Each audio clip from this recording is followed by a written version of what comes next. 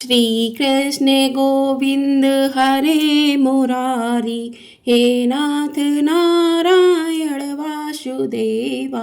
श्री कृष्ण गोविंद हरे मुरारी, हे नाथ नारायण वासुदेवा। जय जय श्री कृष्ण। राधे राधे दोस्तों। ओम नमो भगवते वासुदेवाय नमः। प्रिय भक्तजनों, आप सभी को श्री कृष्ण जन्माष्टमी की हार्दिक शुभकामनाएं। आज हम उस दिव्य क्षण का स्मरण करने जा रहे हैं जिसने संपूर्ण सृष्टि को आनंद और भक्ति से भर दिया। तो आप सभी पर कान्हा जी की कृपा सदा सर्वदा बनी रहे। आज भाद्रपद मास के कृष्ण पक्ष की अष्टमी तिथि, रोहिणी नक्षत्र का पावन योग और मथुरा के कारागार में अंधकार के बीच प्रकट हुआ एक नन्हा सा तेजस्वी बालक भगवान श्री कृष्ण, जो केवल यशोदानंद के लाल ही नहीं बल्कि समस्त जगत के पालनहार, धर्म के रक्षक और प्रेम के स्वरूप हैं।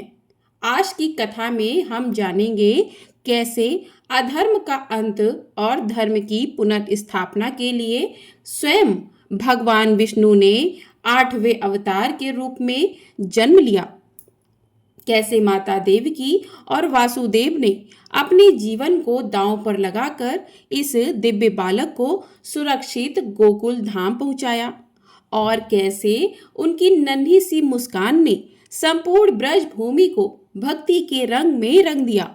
तो आइए इस पावन जन्मोत्सव की कथा का श्रवण प्रारंभ करने से पहले हम सभी अपने मन, वचन और कर्म को शुद्ध करें और माता देवकी, पिता वासुदेव और बाल श्री कृष्ण के चरणों में अपना प्रेम, अपनी आस्था, अपनी श्रद्धा अर्पित करें।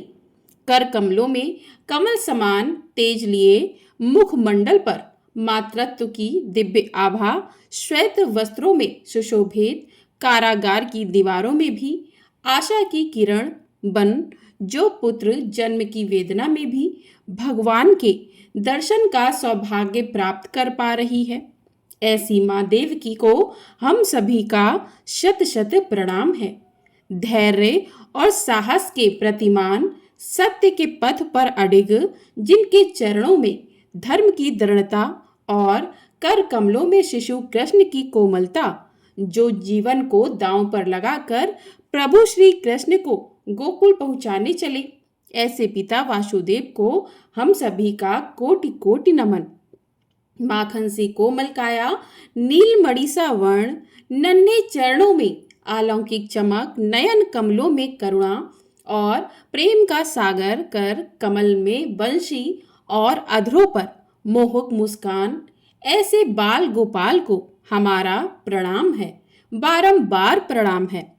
देवराज इंद्र के आग्रह करने पर देवर्षि नारद ने उन्हें श्री कृष्ण जन्माष्टमी की व्रत कथा बताते हुए इस प्रकार कहा कि हे देवराज इंद्र, द्वापर युग की बात है। उन दिनों मथुरा में उग्रसेन नाम के एक राजा थे। स्वभाव से तो वे बहुत सीधे साधे थे। यही कारण था कि उनके पुत्र कंस ने ही उनका राज्य हड़प लिया और स्वयं मथुरा का राजा बन बैठा। कंस की एक बहन थी जिसका नाम देवकी था। कंस अपनी बहन देवकी से बहुत प्रेम करता था। देवकी का विवाह वासुदेव से तय हुआ तो विवाह संपन्न होने के बाद कंस स्वयं ही रथ हाँकते हुए अपनी बहन को उनके ससुराल छोड़ने के लिए तैयार हुआ। स्कंद पुराण के अनुसार जब वह अपनी बहन को छोड़ने के लिए जा रहा था, तभी एक आकाशवाणी हुई कि जिस बहन को वह इतने स्नेह से विदा करने स्वयं ही जा रहा है, उसी बहन का 8वां पुत्र हे कंस तेरा संहार करेगा। यह सुनते ही कंस क्रोधित हो गया और देवकी और वासुदेव को मारने के लिए जैसे ही आगे बढ़ा, तभी वासुदेव ने आगे बढ़कर कहा कि वह देवकी को कोई नुकसान न पहुंचाए। वह स्वयं ही देवकी की 8वीं संतान कंस को सौंप देगा। इसके बाद कंस ने वासुदेव और देवकी को मारने के बजाय कारागार में डलवा दिया। कारागार में डालते ही देवकी ने कुछ समय के बाद 7 संतानों को जन्म दिया। कंस ने सभी को एक एक करके जमीन पर पटक कर मार दिया। इसके बाद जैसे ही देवकी फिर से गर्भवती हुई, तभी कंस ने कारागार का पहरा और भी कड़ा कर दिया। अब तो कंस को इतना भय लगने लगा कि उसने कारागार के भीतरी दरवाजों में बड़े बड़े मजबूत ताले लगवा दिए। दरवाजों के बाहर दैत्यों और राक्षसों को पहरेदारी के लिए नियुक्त कर दिया। कंस हर प्रकार से अपने प्राणों को बचाने का प्रयास कर रहा था। एक समय सिंह राशि के सूर्य में आकाश मंडल में जलाधारी मेघों ने अपना प्रभुत्व स्थापित किया। भादो मास के कृष्ण पक्ष की अष्टमी तिथि को घनघोर अर्धरात्रि थी। उस समय चंद्रमा भी वृष राशि में था। रोहिणी नक्षत्र बुधवार के दिन सौभाग्य योग से संयुक्त चंद्रमा की आधी रात में उदय होने पर आधी रात के उत्तर एक घड़ी जब हो जाए तो श्रुति स्मृति पूर्णोक्त फल निसंदेह प्राप्त होता है। इस प्रकार बताते हुए देवर्षि नारद ने देवराज इंद्र से कहा कि ऐसे विजय नामक शुभ मुहूर्त में श्री कृष्ण का जन्म हुआ और श्री कृष्ण के प्रभाव से उसी क्षण कारागार के दरवाजे स्वयं खुलते चले गए। द्वार पर पहरा देने वाले पहरेदार राक्षस सभी मूर्छित हो गए। देवकी ने उसी क्षण अपने पति वासुदेव से कहा कि हे स्वामी, आप निद्रा का त्याग कीजिए और मेरे इस 8वें पुत्र को गोकुल में ले जाइए। वहां इस पुत्र को नंद गोप की धर्मपत्नी यशोदा को दे दीजिए। उस समय यमुना जी अपने पूरे उफान पर थीं। यमुना जी में भीषण बाढ़ आई हुई थी, किंतु जब वासुदेव जी बाला कृष्ण को एक सूप में लेकर यमुना जी को पार करने के लिए यमुना जी में उतरे तो उसी क्षण कान्हा जी के चरणों का स्पर्श होते ही यमुना जी अपने पूर्व स्थिर रूप में आ गईं। किसी प्रकार वासुदेव जी गोकुल पहुंचे और नंद बाबा के घर में प्रवेश करके उन्होंने अपना पुत्र तत्काल उन्हें दे दिया। उस समय यशोदा मैया गहरी नींद में थी। उन्होंने नवजात कन्या को उनके पास से उठाया और अपना पुत्र नवजात कन्या की जगह पर रख दिया और वापस मथुरा में लौट आए। प्रातःकाल होने पर जब सभी राक्षस पहरेदार निद्रा से जागे तो कंस ने द्वारपालों से पूछा कि अब देवकी के गर्भ से क्या हुआ है, इस बात का पता लगाकर मुझे बताओ। द्वारपालों ने कंस की आज्ञा को मानते हुए जब कारागार में जाकर देखा तो वहां देवकी की गोद में कन्या थी, जिसे देखकर द्वारपालों ने तुरंत कंस को बताया, किंतु कंस को तो उस कन्या से भी भय होने लगा। इसलिए वह स्वयं कारागार में गया और उसने देवकी की गोद से कन्या को छीन लिया और उसे एक पत्थर की चट्टान पर जैसे ही पटकने वाला था कि वह कन्या उसी क्षण श्री हरि की माया से आकाश की ओर चली गई और एक दिव्य ज्योति के रूप में बदल गई। उसने कंस से कहा कि हे दुष्ट, तुझे मारने वाला तो गोकुल में नंद बाबा के घर में उत्पन्न हो चुका है और उसी से तेरी मृत्यु भी सुनिश्चित है। मेरा नाम तो वैष्णवी है। मैं संसार के कर्ता भगवान विष्णु की माया से उत्पन्न हुई हूँ। ऐसा कहकर वह माया स्वर्ग की ओर चली गई। उस आकाशवाणी को सुनकर कंस क्रोधित हो उठा। उसने नंद बाबा के घर में पूतना राक्षसी को कृष्ण का वध करने के लिए भेजा, किंतु जब वह राक्षसी श्री कृष्ण को स्तनपान कराने लगी तो श्री कृष्ण ने उसके स्तनों से उसके प्राणों को ही खींच लिया और वह राक्षसी कृष्ण कृष्ण कहते हुए मृत्यु को प्राप्त हो गई। जब कंस को पूतना की मृत्यु का समाचार मिला तो उसने कृष्ण का वध करने के लिए बारी बारी से केशी नामक दैत्य को अश्व के रूप में, उसके बाद अरिष्ट नामक दैत्य को बैल के रूप में भेजा, किंतु यह दोनों भी श्री कृष्ण के हाथों मृत्यु को प्राप्त हो गए। इसके बाद कंस ने काल्याख्या नामक दैत्य को कौवे के रूप में भेजा, किंतु वह भी श्री कृष्ण के हाथों मारा गया। अपने बलवान राक्षसों की मृत्यु के आघात से कंस अत्यधिक भयभीत हो गया। उसने द्वारपालों को आज्ञा दी कि नंद बाबा को तत्काल मेरे सामने उपस्थित किया जाए। द्वारपाल नंद बाबा को लेकर जब उपस्थित हुए तो कंस ने नंद बाबा से कहा कि अगर तुम्हें अपने प्राणों को बचाना है तो पारिजात के पुष्प लेकर आओ, अगर तुम नहीं ला पाए तो तुम्हारा वध निश्चित है। कंस की बातों को सुनकर नंद जी ने ऐसा ही होगा कहा और अपने घर की ओर चले गए। घर आकर उन्होंने सारा वृत्तांत अपनी पत्नी यशोदा जी को सुनाया, जिसे श्री कृष्ण भी सुन रहे थे। एक दिन श्री कृष्ण अपने मित्रों के साथ यमुना नदी के किनारे गेंद खेल रहे थे और अचानक स्वयं ने ही गेंद को यमुना नदी में फेंक दिया। यमुना में गेंद फेंकने का मुख्य उद्देश्य यही था कि वे किसी भी प्रकार पारिजात पुष्पों को तोड़ कर ले आए। इसलिए वे एक कदम्ब के वृक्ष पर चढ़कर यमुना में कूद पड़े।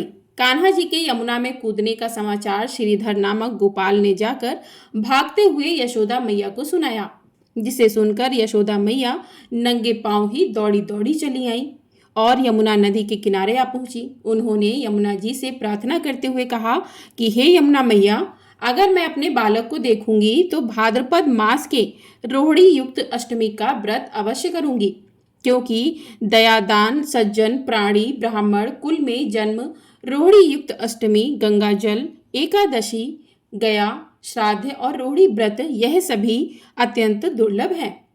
हजारों अश्वमेघ यज्ञ, सहस्त्रों राजसूय यज्ञ, दान तीर्थ और व्रत करने से जो फल प्राप्त होता है वह सब कृष्ण जन्माष्टमी के व्रत को करने से प्राप्त हो जाता है।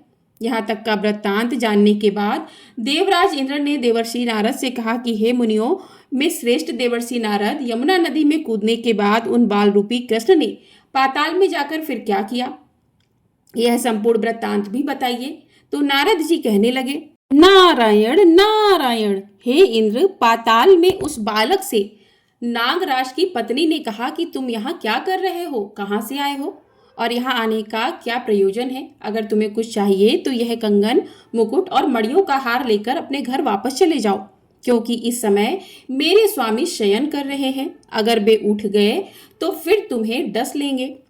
नाग पत्नी की बातें सुनकर श्री कृष्ण कहने लगे कि हे कांते, मैं किस प्रयोजन से यहाँ आया हूँ वह वृत्तांत भी मैं तुम्हें सुनाता हूँ। समझ लो, मैं कालिया नाग के मस्तक को कंस के साथ दत्त में हार चुका हूँ और वही लेने मैं यहाँ आया हूँ। बालक कृष्ण की इस बात को सुनकर नाग पत्नी अत्यंत क्रोधित हो उठी और अपने सोए हुए पति को उठाते हुए कहने लगी कि हे स्वामी, आपके घर यह शत्रु आया है, इसलिए अब आप इसका हनन कीजिए। अपनी स्वामिनी की बात सुनकर कालिया नाग अपनी निद्रा को त्याग कर जाग पड़ा और बालक कृष्ण से युद्ध करने लगा। कुछ देर तक युद्ध करने के बाद श्री कृष्ण ने कालिया नाग को इस युद्ध में पराजित कर दिया। अब कालिया नाग ने भी भली भांति जान लिया कि मैं जिनसे युद्ध कर रहा हूँ वे तो साक्षात भगवान श्री हरि के अवतार श्री कृष्ण ही हैं। इसलिए उन्होंने श्री कृष्ण के चरणों में साष्टांग प्रणाम किया और पारिजात से उत्पन्न बहुत से पुष्पों को मुकुट में रखकर श्री कृष्ण को भेंट दे दिया। जब श्री कृष्ण चलने को तैयार हुए तो कालिया नाग की पत्नी कहने लगी कि हे स्वामी, मैं कृष्ण को नहीं जान पाई। हे जनार्दन, मंत्र रहित, क्रिया रहित, भक्ति भाव रहित मेरी रक्षा कीजिए। हे प्रभु, मेरे स्वामी मुझे वापस दे दीजिए। तब श्री कृष्ण कहने लगे कि हे सरपड़ी, दैत्यों में जो सबसे बलवान है उस कंस के सामने मैं तेरे पति को ले जाकर छोड़ दूंगा, नहीं तो तुम अपने घर को चले जाओ। अब श्री कृष्ण कालिया नाग के फन पर नृत्य करते हुए यमुना जी के ऊपर आ गए और कालिया की फंकार से तीनों लोग कंपायमान हो गए। अब कृष्ण कंस की मथुरा नगरी को चल दिए। वहां कमल पुष्पों को देखकर यमुना जी के मध्य जलाशय में वह कालिया सर्प भी चला गया। इधर कंस भी हैरान हो गया और श्री कृष्ण प्रसन्न होकर गोकुल वापस लौट आए। उनके गोकुल वापस लौट कर आने पर उनकी मैया यशोदा ने तरह तरह के उत्सव किए। अब देवराज इंद्र ने देवर्षि नारद से फिर पूछा कि हे महामुनि, संसार के प्राणी बालक श्री कृष्ण के आने पर अत्यधिक आनंदित हुए। आखिर श्री कृष्ण ने क्या क्या चरित्र किया, क्या क्या लीलाएं दिखाई, वह सभी आप मुझे बताने की कृपा कीजिए। तब देवर्षि नारद ने देवराज से कहा कि हे देवराज, मन को हारने वाला मथुरा नगर यमुना नदी के दक्षिण भाग में स्थित है। वहां कंस का महाबलशाही भाई चारुण रहता था। उस चारुण से श्री कृष्ण के मल्ल युद्ध की घोषणा की गई। हे इंद्र, श्री कृष्ण और चारुण का मल्ल युद्ध अत्यंत आश्चर्यजनक था। चारुण की अपेक्षा कृष्ण बाल रूप में भी थे। भैरी, शंख और मृदंग के शब्दों के साथ कंस और केशी इस युद्ध को मथुरा के जनसभा के बीच में देख रहे थे। श्री कृष्ण ने अपने पैरों को चारुण के गले में फंसाकर उसका भी वध कर दिया। चारुण की मृत्यु के बाद उनका मल्ल युद्ध केशी के साथ हुआ। अंत में केशी भी इस युद्ध में कृष्ण के द्वारा मारा गया। केशी की मृत्यु के बाद मल्ल युद्ध देख रहे सभी प्राणी श्री कृष्ण की जय जयकार करने लगे। बाल कृष्ण द्वारा चारुण और केशी का वध होना अब तो कंस के लिए अत्यंत हृदय विदारक हो गया। इसलिए उसने सैनिकों को बुलाकर उन्हें आज्ञा दी कि तुम सभी अस्त्र शस्त्रों से सुसज्जित होकर कृष्ण से अभी युद्ध करो। हे इंद्र, उसी क्षण श्री कृष्ण ने गरुण, बलराम तथा सुदर्शन चक्र का ध्यान किया, जिसके परिणाम स्वरूप बलदेव जी सुदर्शन चक्र लेकर गरुड़ पर आरूढ़ होकर आ गए। उन्हें आता देखकर बालक श्री कृष्ण ने सुदर्शन चक्र को उनसे लेकर स्वयं ही गरुड़ की पीठ पर बैठकर ना जाने कितने ही राक्षसों और दैत्यों का वध कर डाला, कितनों के शरीर अंग भंग कर दिए। इस युद्ध में श्री कृष्ण और बलदेव ने असंख्य दैत्यों का वध भी किया। बलराम जी ने अपने आयुध शस्त्र हल से और श्री कृष्ण ने सुदर्शन चक्र से माघ मास के शुक्ल पक्ष की सप्तमी को विशाल दैत्यों के समूह का सर्वनाश कर डाला। जब अंत में केवल दुराचारी कंस ही बचा रह गया तो श्री कृष्ण कहने लगे कि हे दुष्ट अधर्मी दुराचारी, अब मैं इस महायुद्ध स्थल पर तुझसे युद्ध कर तेरा वध कर इस संसार को तुझसे मुक्त कराऊंगा। ऐसा कहते हुए श्री कृष्ण ने उसके बालों को पकड़ लिया और कंस को घुमाकर पृथ्वी पर पटक दिया, जिससे उसकी मृत्यु हो गई। कंस के मरने पर देवताओं ने आकाश से पुष्प वर्षा की। तो प्रिय भक्तजनों, आज हमने उस दिव्य रात्रि की कथा सुनी जब कारागार के अंधकार में भी आशा और भक्ति का दीप प्रज्वलित हुआ। माता देवकी के हृदय की वेदना, पिता वासुदेव का अद्भुत साहस और बाल गोपाल का मोहक अवतरण, यह सब हमें यह सिखाते हैं कि जब जीवन में संकट आए तो विश्वास, धैर्य और ईश्वर भक्ति ही हमें पार लगाती है। श्री कृष्ण का जन्म केवल मथुरा में ही नहीं हुआ था, बल्कि हर उस हृदय में हुआ था जो प्रेम, सत्य और करुणा से भरा हुआ है। आज भी जब हम उनका नाम स्मरण करते हैं, राधे कृष्ण कृष्ण कृष्ण राधे राधे, तो हमारे भीतर की नकारात्मकता नष्ट होती है और जीवन में आनंद का संचार होता है। इस पावन जन्माष्टमी पर लड्डू गोपाल के चरणों में हम यही प्रार्थना करें कि हमारे जीवन में सदैव धर्म का प्रकाश, प्रेम का प्रवाह और भक्ति का अमृत बना रहे। सभी के घर आंगन में सुख, शांति और समृद्धि का वास हो और श्री कृष्ण की वंशी की मधुर धुन आपके जीवन को आनंदमय बनाती रहे। अब आज की कथा का समापन हम करते हैं श्री कृष्ण चालीसा के पाठ के साथ ही। तो आइए सुनते हैं श्री कृष्ण चालीसा पाठ। प्रेम से बोलिए जय श्री कृष्णा, राधे राधे। वंशी शोभित कर मधुर, नील जलद तन श्याम, अरुण अधर जनु बिंब फल, नयन कमल अभिराम। पूर्ण इंद्र अरविंद मुख, पीतांबर शुभ साज, जय जन मन मोहन मदन छवि, कृष्ण चंद्र महाराज। जय यदुनंदन जय जगवंदन, जय वसुदेव देवकी नंदन, जय यशोदा सुत नंद दुलारे, जय प्रभु भक्तन के द्रगतारे। जय नट नागर नाग नथैया, कृष्ण कन्हैया धेनु चरैया। पुनि नख पर प्रभु गिरिवर धारो, आओ दीनन कष्ट निवारो।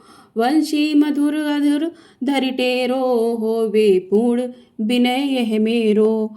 आओ हरि पुनि माखन चाखो, आज लाज भारत की राखो। गोल कपोल चिबुक अरु आड़े, राणे मृदु मुस्कान मोहिनी डारे। राजित राजीव नयन विशाला, मोर मुकुट बैजंती माला। कुंडल श्रवण पीत पठ आछे, कटि किंकड़िका छन्नी काछे। नील जलज सुंदर तनु सोहे, छबि लखि सुर नर मुनि मन मोहे। मस्तक तिलक अलंग घुंघराले, आओ कृष्ण वांसुरी बाले। करि पै पान पूत नहीं तार्यो, अका बका कागा सुर मार्यो। मधुवन जलत अगिन जब ज्वाला, भय शीतल लख तहि नंद लाला। सुरपति जब ब्रज चढ़े उस रिसाई, मूसरधार बारी बरसाई। लगत लगत ब्रज चैन बाहयो, गोवर्धन नख धारी बचायो। लखी यशोदा मन भ्रम अधिकाई, मुखमय 14 भुवन दिखाई। दुष्ट कंस अति उधम मचायो, कोटि कमल जब फूल मंगायो। नाथ काली है तुम तब तुम लीन्हे चरण चिन्ह है निर्भय कीने। करि गोपिन संग रास बिलासा सबकी पूरन करि अभिलाषा। केतिक महाअसुर संहार्यो कंसई केस पकड़ी दय मार्यो। मात पिता की बंदी छुड़ाई उग्रसेन कहे राज दिलाई। महिकी से मृतक छयो सुतलायो मातु देव की शोक मिटायो। भौमासुर मुर दैत्य संहारी लाय शट दश सहस कुमारी। देवी मही तृण चीर सहारा जरा सिंधु राक्षस कह मारा। असुर बकासुर आदिक मार्यो भक्तन के तब कष्ट निवार्यो। दीन सुदामा के दुख टार्यो तंदुल दीन मुठ मुख डार्यो। प्रेम के साग विधुर घर मांगे दुर्योधन के मेवा त्यागे। लकी प्रेम की महिमा भारी ऐसे श्याम दीन हितकारी। भारत के पारथ रत हाके लिए चक्र कर नहीं बल था के। निज गीता के ज्ञान सुनाए भक्तन हृदय सुधा बरसाए। मीरा थी ऐसी मतवाली विष पी गई बजा कर ताली। राणा भेजा सांप पिटारी शालिनी ग्राम बने बनवारी। निज माया तुम विधई दिखायो और ते संशय सकल मिटायो। तब शत निंदा करी तत्काला जीवन मुक्त भयो शिशुपाला। जबई द्रौपदी टेर लगाई दीनानाथ लाज अब जाई। तुरतई बसन बंदे नंदलाला बने नंदलाला बड़े चीर भय अरिमोह काला। असनाद के नाथ कन्हैया डूबत भवर बचावै नैया। सुंदर दास आसुरधारी दया दृष्ट की जय बनवारी। नाथ सकल मम कुमति निवारो क्षमो बेगी अपराध हमारो। खोलो पट अब दर्शन दीजे बोलो कृष्ण कन्हैया की जय। प्रेम से बोलिए कृष्ण कन्हैया लाल की जय। यह चालीसा कृष्ण का पाठ करे उरधारी अष्ट सिद्धि नवनिधि फल लह पदारथ चारी। तो इस प्रकार से श्री कृष्ण चालीसा समाप्त हुआ। आप सभी को वीडियो पसंद आई हो तो वीडियो को लाइक कर लीजिएगा। चैनल पर नए हैं तो चैनल को सब्सक्राइब भी कर लीजिएगा।